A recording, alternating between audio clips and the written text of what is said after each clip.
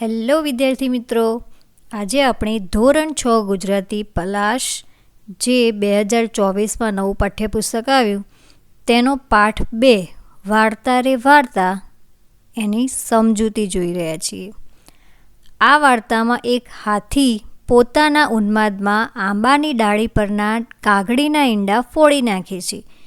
એ પછી કાગડી પક્ષીઓના રાજા ગરુડ આગળ ફરિયાદ નોંધાવે છે. પક્ષી સેના હાથી પર આક્રમણ કરીને તેની શાન ઠેકાણે લાવે છે. અંતે હાથીને તેની ધર્મની બહેન કબૂતરી જણાવે છે કે સાચા દિલથી પસ્તાવો કરનારને માફી મળે છે. તો હવે આપણે વાર્તા જોઈશું. બાળકો બોલી ઉઠ્યા, વાર્તા રે વાર્તા. કરુણાશંકર ગુરુજીએ કહ્યું, તો ચાલો આજે આપણે એક નવી વાર્તા કરીએ. હું વાર્તા શરૂ કરીશ અને પછી વચ્ચેથી છોડી દઈશ. જ્યાંથી છોડી દઈશ ત્યાંથી તમારે એ આગળ ચલાવવાની છે.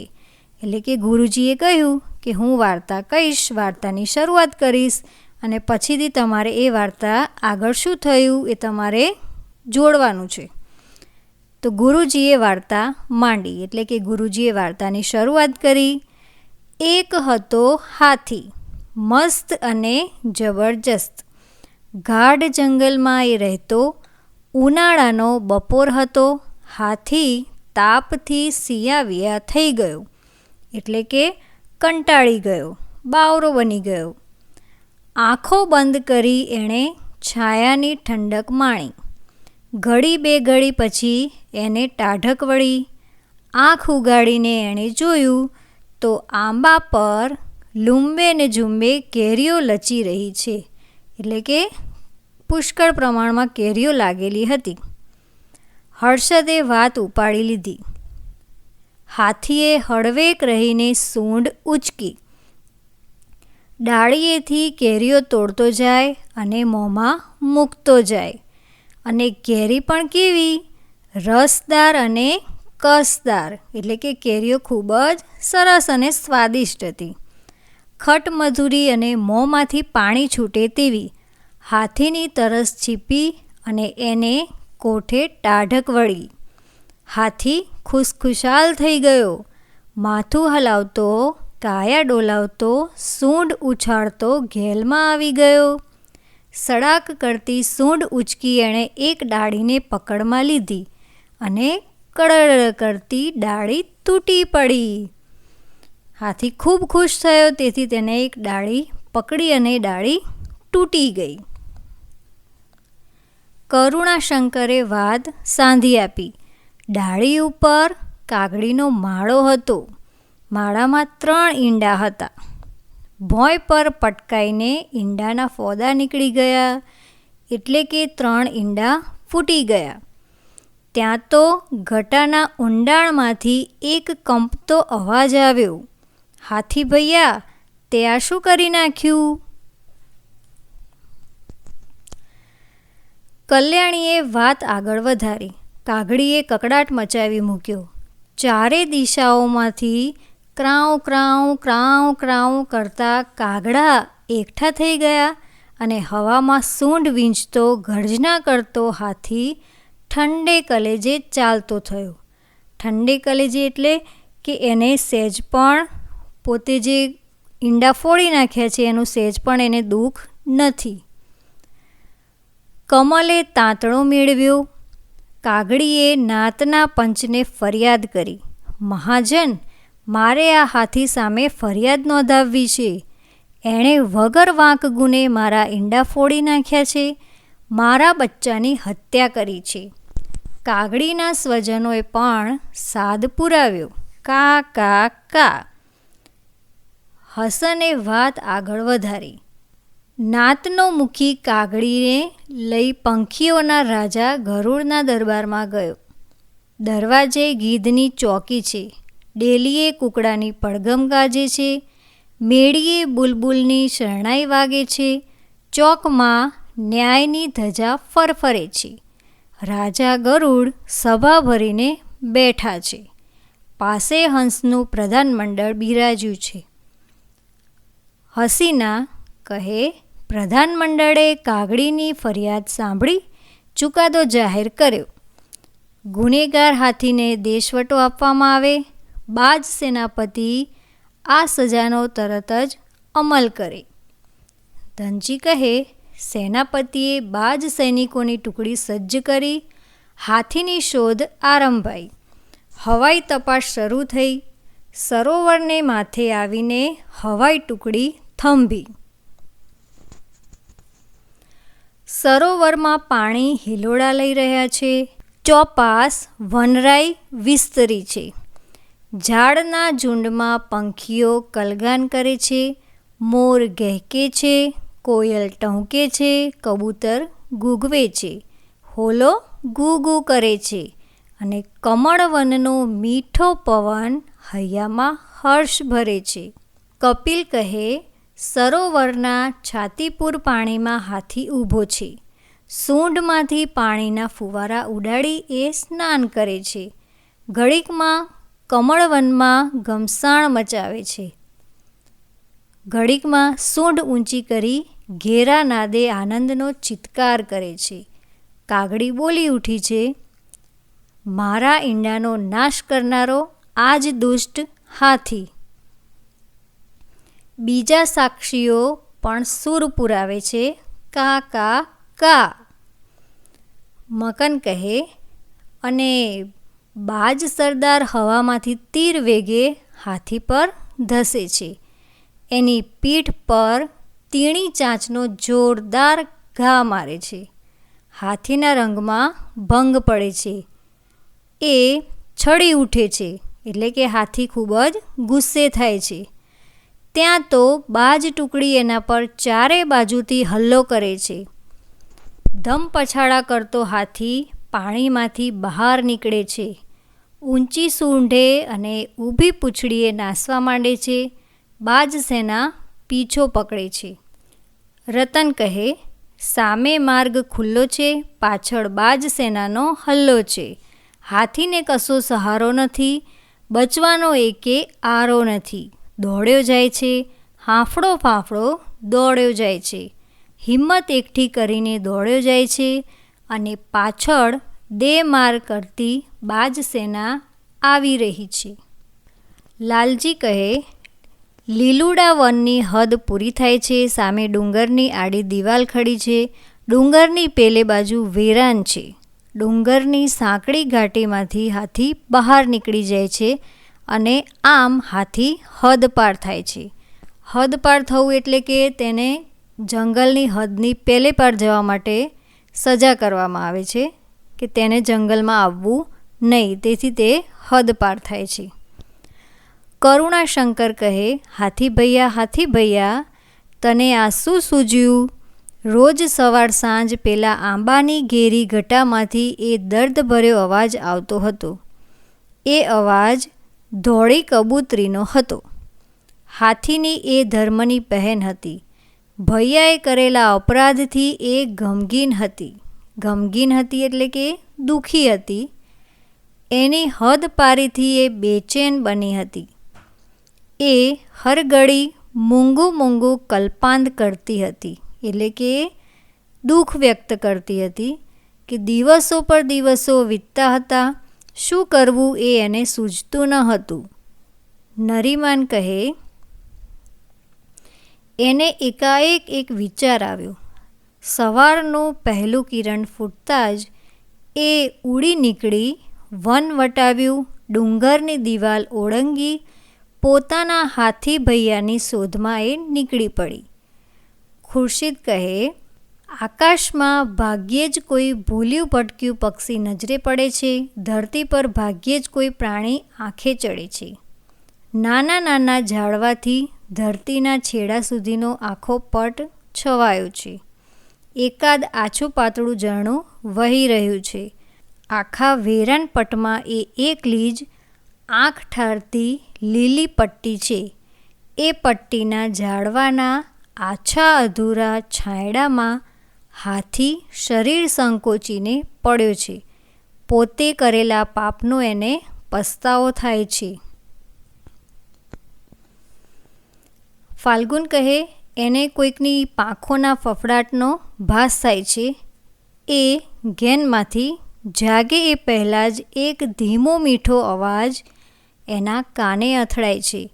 હાથી ભૈયા એ આંખ ઉગાડીને જુએ છે તો સામે કબૂતરી આવીને એની સૂંઢ પર બેસી ગઈ છે. આશ્ચર્યથી અને આનંદથી એ બોલી ઉઠે છે, કોણ? મારી કપૂરી બહેન. અને એની આંખમાંથી બોર જેવડા આંસુ સરી પડે છે.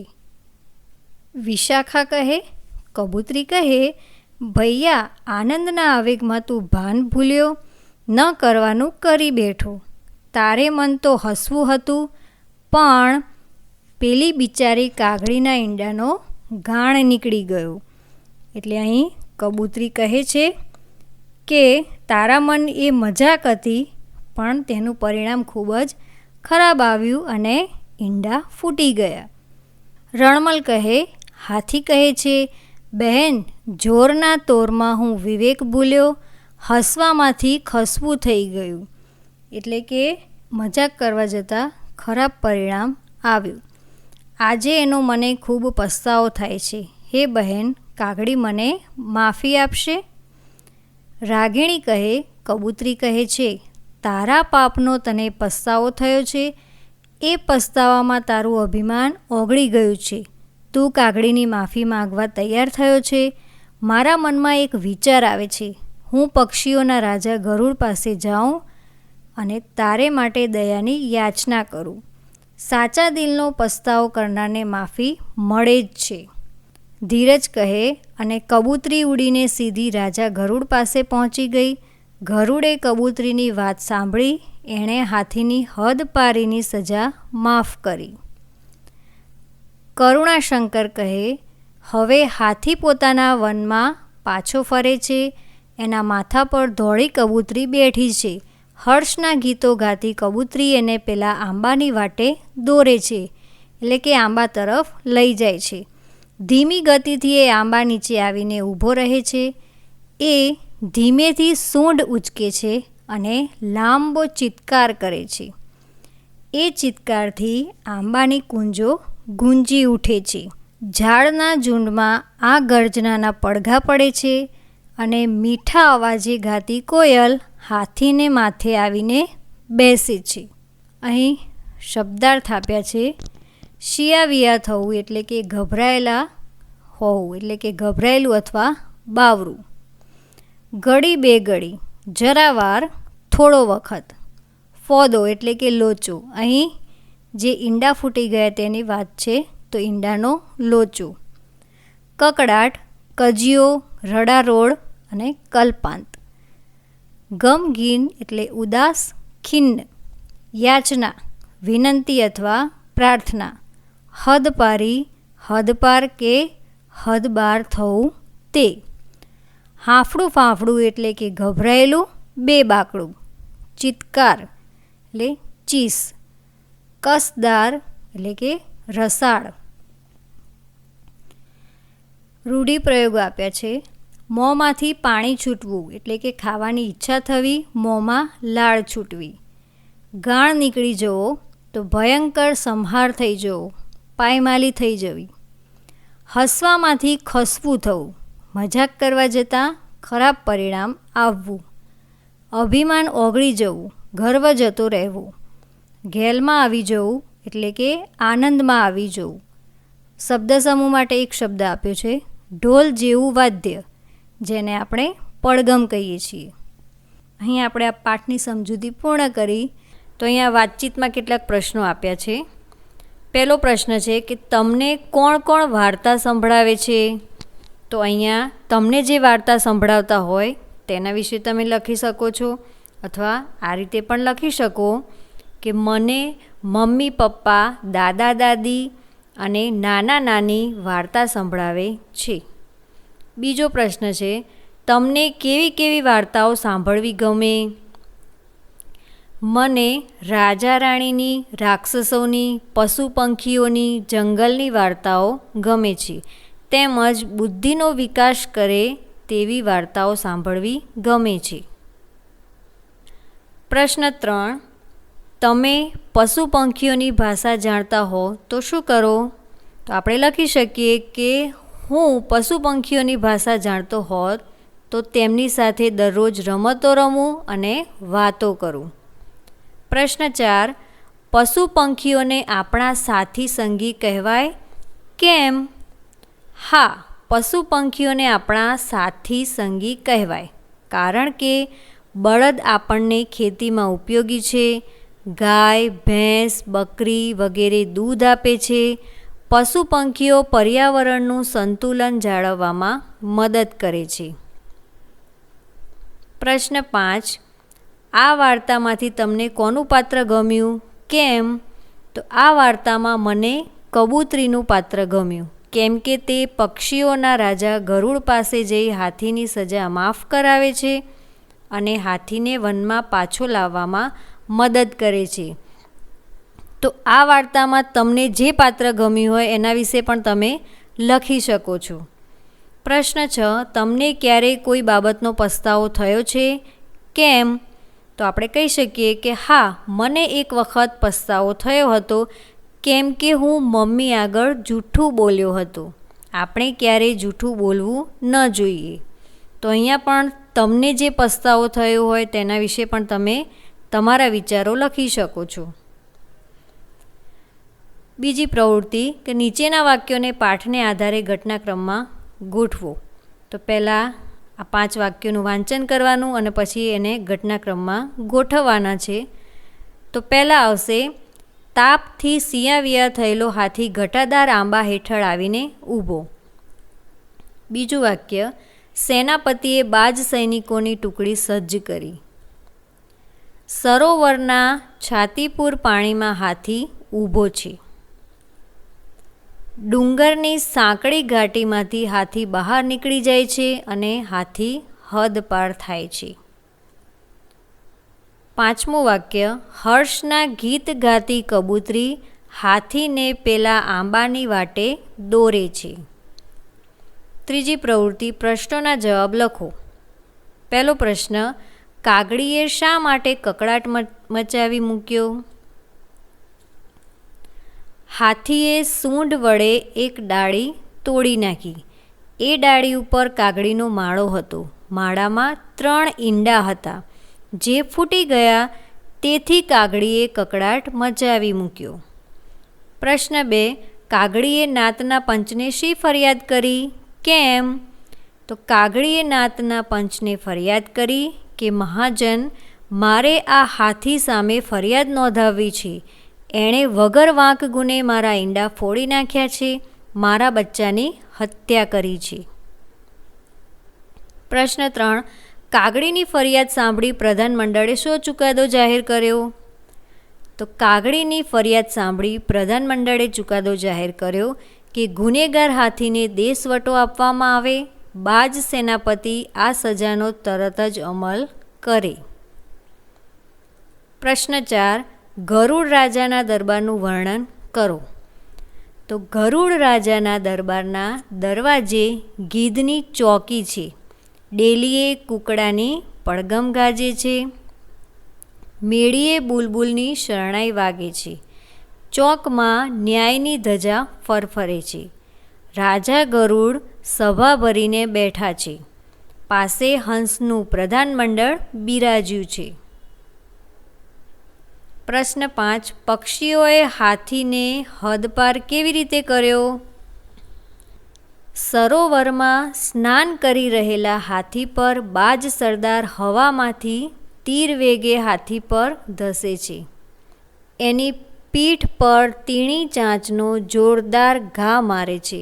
હાથીના રંગમાં ભંગ પડ્યો, તેથી તે છળી ઉઠે છે. ત્યાં તો બાજ ટુકડી એના પર ચારે બાજુથી હલ્લો કરે છે. ધમપછાડા કરતો હાથી પાણીમાંથી બહાર નીકળી ઊંચી સૂંઢે અને ઊભી પૂંછડીએ નાસવા માંડે છે. બાજ સેના પીછો પકડે છે. હાથી હાંફળો ફાંફળો દોડ્યો જાય છે.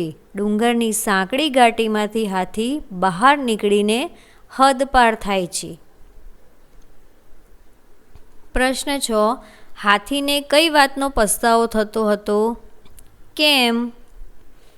હાથીએ ઘેલમાં આવીને સડાક કરતી સૂંઢ ઉચકી એણે એક ડાળીને પકડમાં લીધી. એ ડાળી તૂટી પડી. ડાળી ઉપર કાગડીનો માળો હતો. માળામાં 3 ઈંડા હતા, તે ફૂટી ગયા. એ વાતનો પસ્તાવો હતો.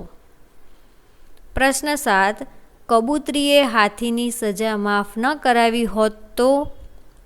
કબૂતરીએ હાથીની સજા માફ ન કરાવી હોત તો હાથીને હદપાર જ રહેવું પડત અને લીલુડા વનમાં એ ક્યારેય પાછો ન આવી શકત.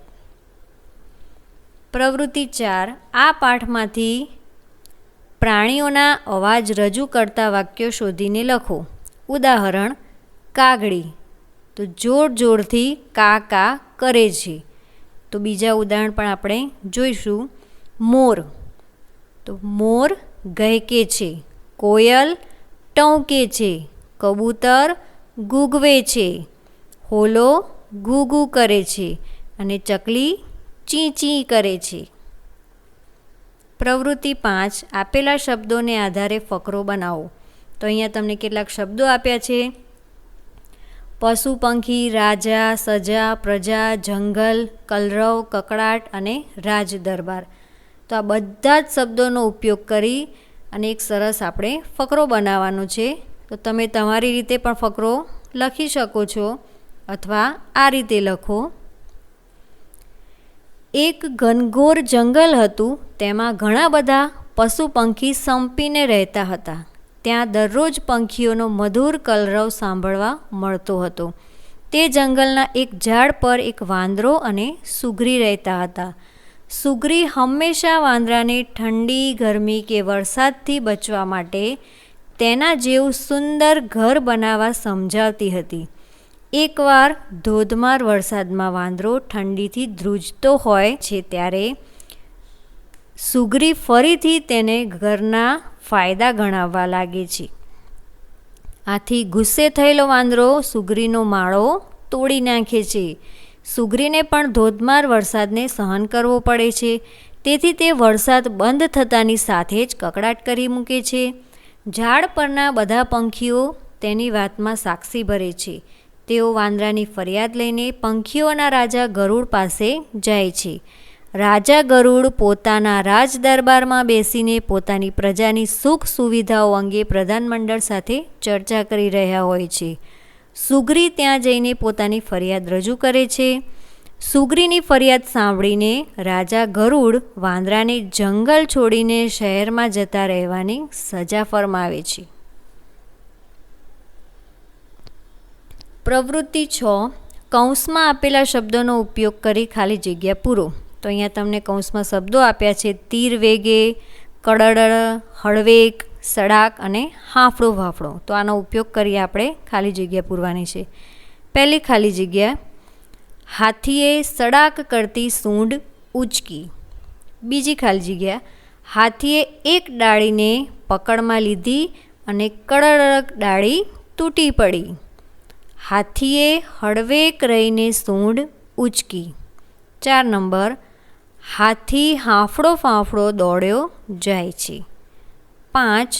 બાજ સરદાર હવામાંથી તીર વેગે હાથી પર ધસે છે. પ્રવૃત્તિ 7. આપેલા વિષયો વિશે બે વિદ્યાર્થી પાસે રજૂઆત કરાવો. તો અહીંયા તમને વિષયો આપ્યા છે. મેળો, રમતોત્સવ, ઉત્તરાયણ અને પ્રવાસ. તો આના વિશે વિદ્યાર્થીઓએ રજૂઆત કરવાની છે. તો આપણે એના વિશે લખી શકીએ. પહેલું જ છે મેળો. તો તમે તમારા અનુભવ પણ લખી શકો છો.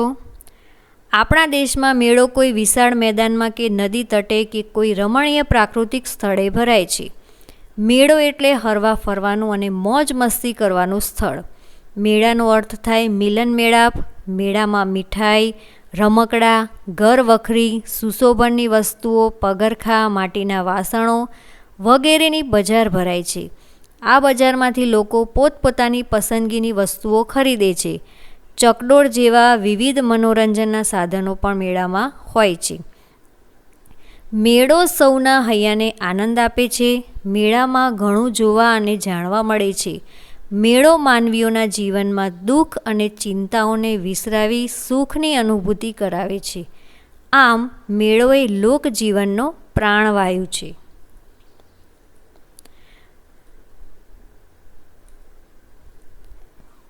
રમતોત્સવ. તો દરેક શાળામાં વાર્ષિક રમતોત્સવનું આયોજન કરવામાં આવતું હોય છે, જેમાં વિદ્યાર્થીઓને અભ્યાસ પૂર્ણ થયા પછીનો આનંદ માણવાનો હોય છે. રમતોત્સવમાં વિદ્યાર્થીઓના રસ રુચિને ધ્યાનમાં રાખીને વિવિધ રમતો જેવી કે દોડ, સંગીત ખુરશી, લીંબુ ચમચી, કોથળા દોડ, 1 મિનિટ રમતો વગેરેનું આયોજન કરવામાં આવે છે. વિદ્યાર્થીઓના તન અને મનને નવી ચેતના અને સ્ફૂર્તિ આપતા રમતોત્સવમાં તેઓ ખૂબ જ ઉત્સાહપૂર્વક ભાગ લે છે. શાળાના શિક્ષકશ્રીઓ વિદ્યાર્થીઓને સતત માર્ગદર્શન, સહકાર અને પ્રોત્સાહન આપે છે. વિદ્યાર્થીઓ પણ ખૂબ આનંદથી આ રમતોમાં પોતાનો આત્મા પરોવી દે છે. રમતોત્સવના અંતમાં વિજેતા થયેલ ટીમ અને ખેલાડીઓનું શાળાના આચાર્યશ્રી દ્વારા શાબ્દિક પ્રોત્સાહન અને સન્માન કરવામાં આવે છે. તેમને પુરસ્કૃત ઇનામ આપવામાં આવે છે.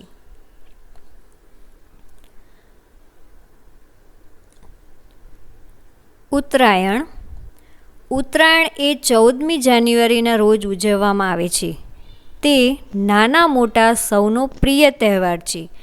આ દિવસે સૂર્ય મકર રાશિમાં પ્રવેશતો હોવાથી તેને મકર સંક્રાંતિ કહે છે. આ દિવસ સૂર્ય ઉત્તર તરફ પ્રયાણ કરે છે, તેથી તેને ઉત્તરાયણ પણ કહે છે.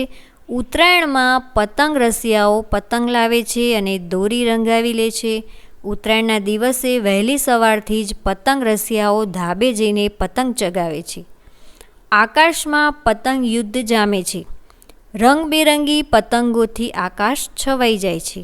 અગાસીમાં અને ધાબાઓ પર માનવ મહેરામણ ઉભરાય છે. આ દિવસે મોટાભાગે દરેક ઘરે ઊંધિયું, જલેબી ખવાતા હોય છે.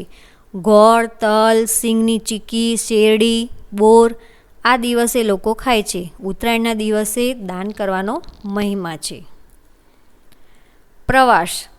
વિદ્યાર્થી જીવનમાં પ્રવાસનું ઘણું મહત્ત્વ છે. પ્રવાસ કરવાથી આપણામાં સંપ, સહકાર, સહનશીલતા અને સાહસિકતા જેવા ગુણોનો વિકાસ થાય છે.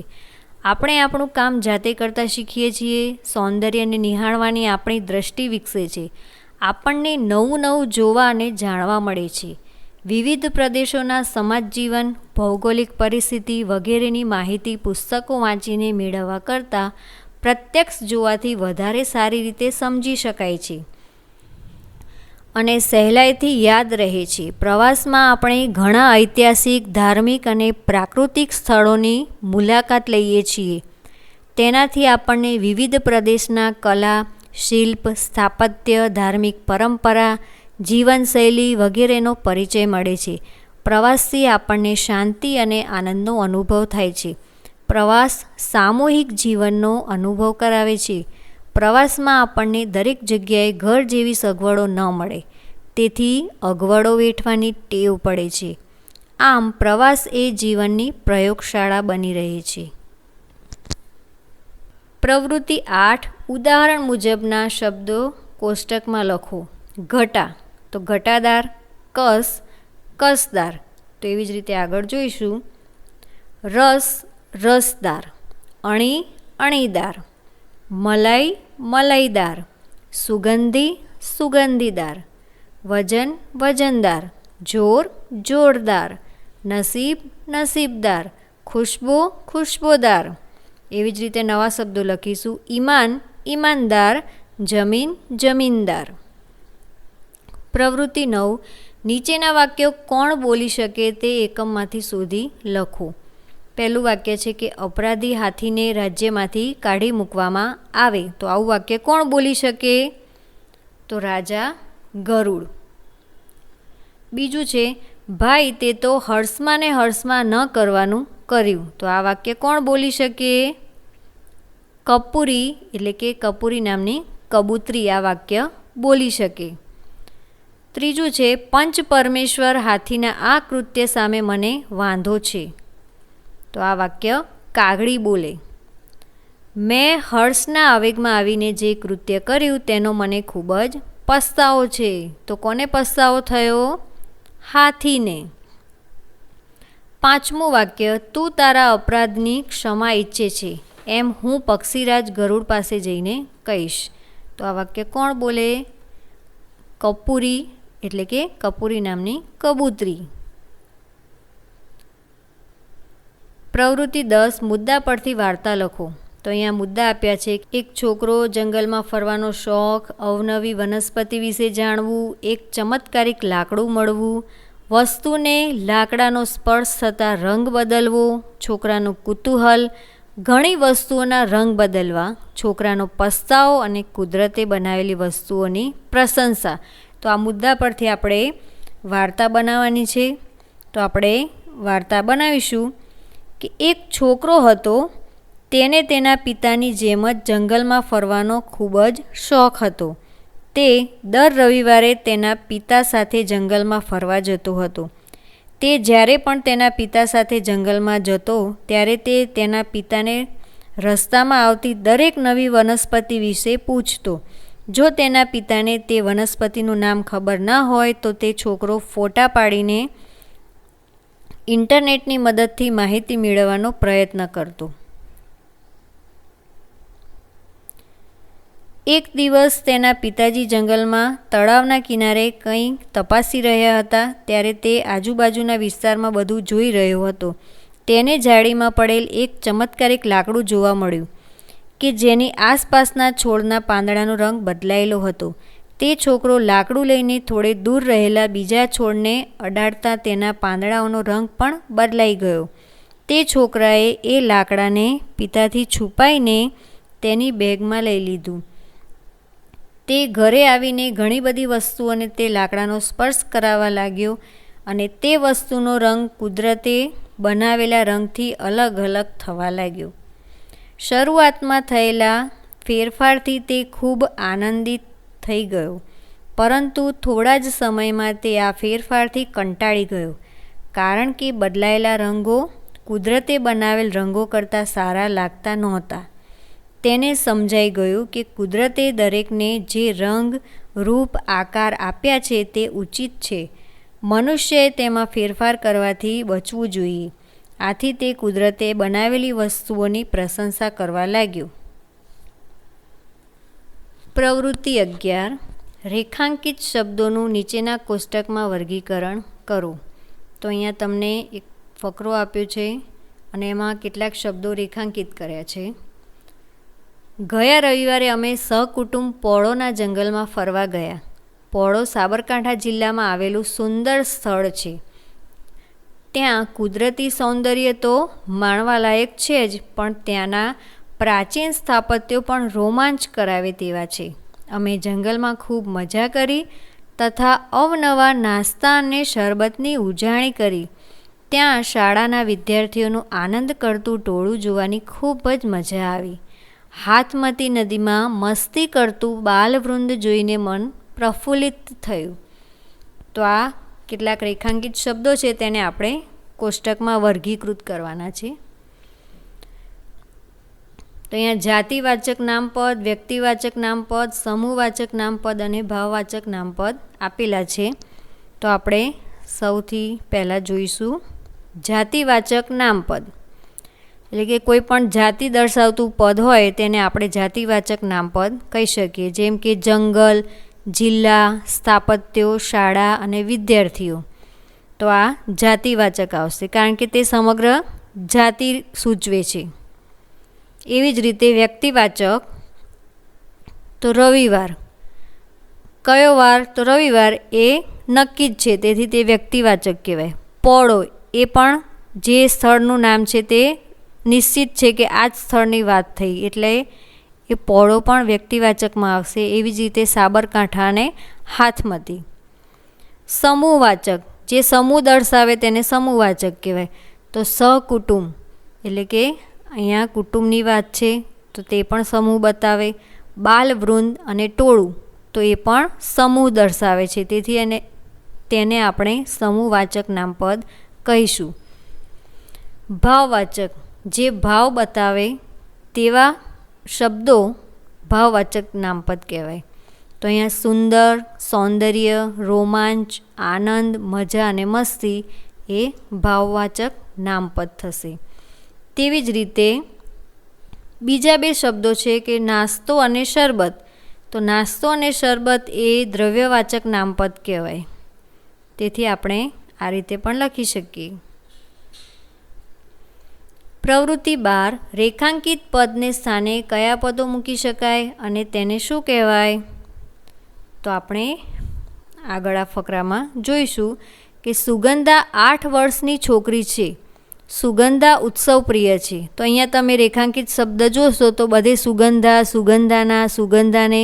તો આપણે જ્યારે પણ ફકરો લખતા હોઈએ ત્યારે આપણે વારંવાર કોઈ વ્યક્તિનું નામ નથી લખતા.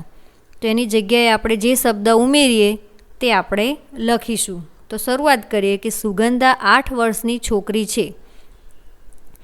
તે ઉત્સવ પ્રિય છે. તે એટલે કોણ? સુગંધા. તેના દાદીને પણ તહેવાર ખૂબ ગમે છે. તેના મમ્મી પપ્પા ક્યારેય તેને ગમતું કરતાં રોકતા નથી. તે પણ તેના મમ્મી પપ્પાએ આપેલી છૂટનો ક્યારેય દુરુપયોગ કરતી નથી.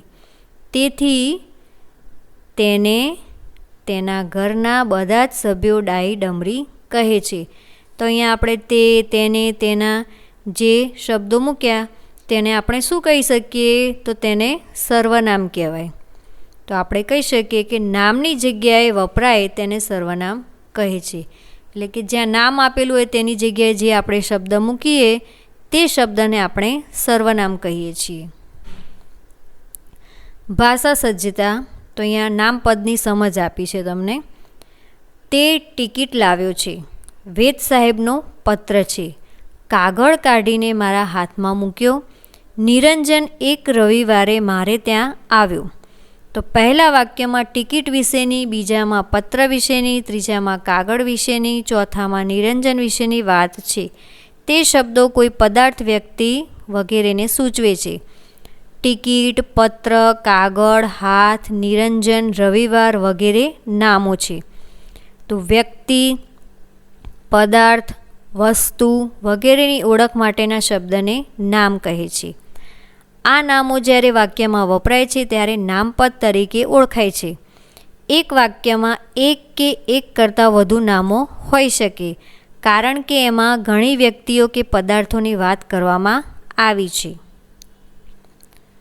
પ્રવૃત્તિ 2:2ની જોડીમાં અધૂરી વાર્તા પૂર્ણ કરો. તો અહીંયા તમારે જોડી બનાવી અને કોઈ પણ એક વાર્તા લઈ અને અધૂરી વાર્તા તમારે પૂર્ણ કરવાની છે. અને આ પ્રવૃત્તિ તમારે જાતે જ કરવાની છે. તો અહીંયા આપણે આ બીજા પાઠની પ્રવૃત્તિ પૂર્ણ કરી.